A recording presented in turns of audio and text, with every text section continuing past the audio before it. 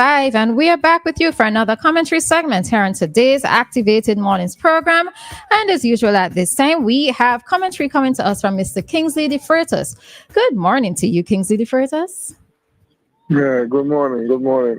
Did I hear you say that Friday will be National Heroes Day? Did I hear you say that? Yeah, this Friday. And up to today, we are celebrating the life of Joseph Shattay as our first and only national hero. Yep. But do you have anybody in mind that you hear the authorities speak about that they'd like to nominate as national hero? I've heard persons propose Milton Cato, although within the past couple of weeks, what I've seen in the newspaper has been arguments both for and against him. So it has been interesting to read. I think Ivy Joshua too has been proposed. Yeah, those are the two that I remember. People who order you go say Mammy Joshua. Well, I am supporting the proposal of a woman being the next national hero. And I often wonder why Dr. Gonsalves did make the President Governor General as Governor General. I often wonder what criteria he used to suggest the appointment when he made the appointment. So, and for some reason, I know Dr. Gonsalves have a soft spot for Ms. Keezer, who used to be the owner and editor of Sunlight and principal of the Girls High School. And I am just putting your notice. Don't be surprised one day you hear that Ms. Keezer is supposed to be the next national hero. All because when Gonsalves wants something, he gets what he wants. I know that he did indicate that about Milton Cato, but the amount of pressure he gets from people, they are suggesting that they don't want to make it politician the next national hero. But Dr. Gonsalves will use that setback into an opportunity to propose somebody who he has in mind. And I believe that he has in mind Ms. Norma Keezer to be the next national hero. When the time comes, we will find out from me why you think Dr. Gonsalves is going to nominate a woman in the office of the national hero. And I want people to sit down and think what criteria he used when he suggested the appointment of the sitting Governor General. What is it because he's from Connery and that is hometown? He has something in mind when he decided to do that.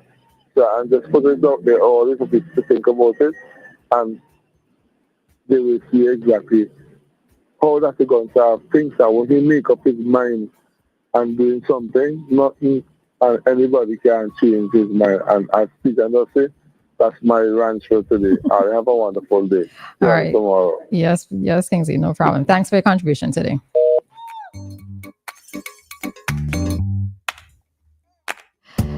All right, so Kingsley is asking, would a female be the next national hero for us here in SVG? And I don't know if it ever really came down to me whether it's male or female. I think for me, it just came down to I cannot possibly believe that after all of these years that we only have one national hero. I don't think the sex or the gender ever came into play for me, but what I've always questioned is how we only have one till this current day. Yeah, like you, I never thought about the sex either, whether it be male or female. Should the next hero be a female? I don't know. I find sometimes when we think about putting females in certain positions, I don't like the reasons. I'm not saying this is the reason here because I will need to see some more to determine if I think about it being a female. But I think sometimes we just put female there just to say, oh well, we give it to a female, and I am not okay with that. I understand. I understand. I don't want to be given something just because I'm a female. Let me know that I have actually demonstrated or proven my work to be qualified and nominated as for such. But yeah, don't use my sex as a reason, right? Don't use my gender as a reason. I think one of the things though, and it's another ongoing, and I read an interesting article. It was an opinion piece as a city editor a few weeks ago, maybe 2 weeks ago, in the Vincentian about why Milton Cato should not be should not be considered as a national hero. But then coming down to the ending, what was even more interesting for me, because they're saying the person's thought was that somebody who has been elected to serve the people should not be considered as a national hero because you were doing the duty as elected by a person. So politicians should not be considered as national heroes. And I thought that was interesting very interested to read. Right. But I suppose maybe as citizens, what we need to know is what generally are the criteria to become a national hero? You know, what considerations are there for us to even think about? And while it is, I do understand. Well, the PM has always said, well, no, it's not the PM has said. I think that it's written that to be a national hero, you have to be dead first. You have to die. All right. I remember him explaining, I think mentioning at one point why it is that you got to be dead. Yeah. Well, so I understand the reasoning, but I always think that still, because of the fact that we only have one national hero, that on National Heroes Day, that there are persons within the communities and persons within our nation who can be recognized, right? Yes. So even if it's not you giving them the full National Heroes Award, I would like to see some sort of recognition, some sort of acknowledgement. I don't want to know that while I in my grave is when you're going to give me or whoever all these accolades. No. Give me my flowers while I'm alive. You know, let people know how much you appreciate the work that they have done when they are alive. Don't wait until they're dead, and then their family are the ones who are going to be beaming with pride. No, I don't want to be beaming from pride from underground. You know, you're not even going to know about it. But I really just do think that something should be done on National Heroes Day that would have serve a national purpose of recognition of citizens who are making remarkable strides here, whether it's here locally or even within the diaspora, you know, some sort of national recognition. So that's just my thoughts in terms of how else the day can be spent, apart from, you know, let's say going to Fancy Oya, going to Greg's, you know, going to the beach, going to Lime. What is the actual national celebration that's happening on that day, apart from those activities? So, yeah. Just my thoughts. Someone has a suggestion for a national hero. They said Dr. John Parmenas Eustace is their suggestion. John Eustace. So it's probably for this school. JP Eustace. JP Eustace School. He founded this school. Yeah, right. And that was another article that was written because apparently he founded this school when he himself was just in his getting out of his teens. I think he might have been 19 or something. And what it is that they said was, at the time, there were only two schools, GHS and grammar school, and those were considered the elite schools, right? But JP Eustace, in recognizing that other children, you know, especially of the poorer class, needed to be educated, he founded this school. So that was one of the reasons why he has been put forward by some individuals as a reason for being a national hero. At least that's one of the reasons that I read. I don't know if there were more, but that's one of the reasons that I read.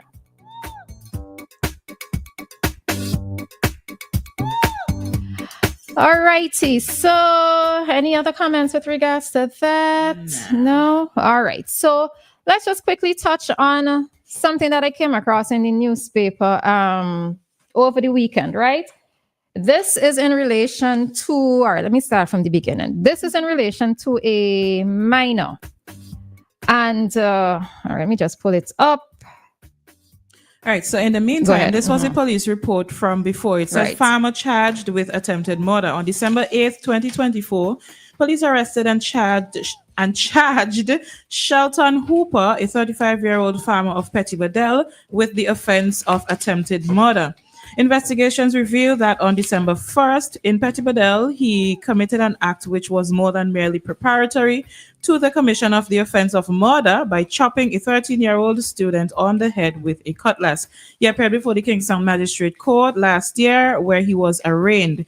He was granted 25,000 EC dollars bail with one surety and was ordered not to have any contact with the complainant and to report to the Chateaubelair police station every Monday and Thursday between 6 a.m. and 6 p.m. He was also instructed to surrender all his travel documents, and the stop notices were placed at all ports of entry.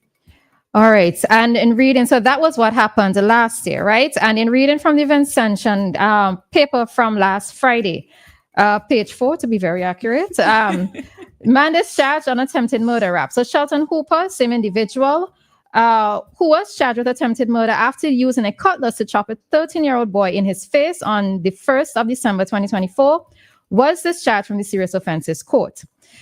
So the boy's grandmother, his caretaker, and with whom he lives, accompanied the boy to the serious offenses court on Tuesday and stood alongside him in the witness stand when the matter was called.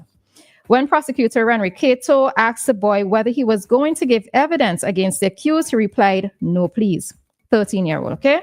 The prosecutor then asked him, "Did you make that decision of your own free will?" And he replied, "Yes, please." When Cato asked the boy's grandmother, "You stand in support of your grandson?" she replied, "Yes, please." All right. Now, Chief Magistrate Colin John said, "You are very fortunate." This is in speaking to Hooper, adding that it could have been a murder charge. And Magistrate Colin John said, "Take this as an opportunity to change your life." And he told Hooper before he left the dock. And just noted that Hooper was previously sentenced to 12 years in prison for a similar offense. And when I read this story, something just did not sit right with me. Ain't sit right with me neither. Right? Because this boy is only 13 years old. And, he is in the company of his grandmother. And why it didn't sit well with me is that I don't believe that at 13, it should have been his decision for the matter to have been dropped, right? Now, yes, before anybody calls, I know that there has to be a complaining witness. Evidence has to be presented.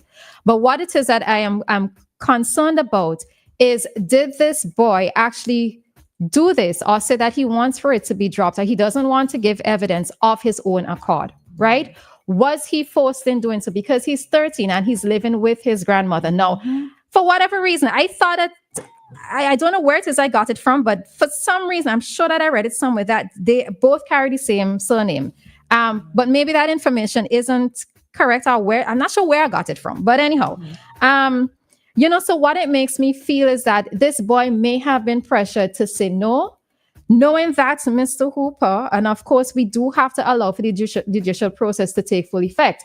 But what it is for me is that did not happen in this case, right? And at 13, I don't think it's fair to the young boy for him to say no, for the case to have not proceeded. Proceeded at that time. And I don't know what it is that may have influenced his decision. But for me, it just didn't seem fair to this young man.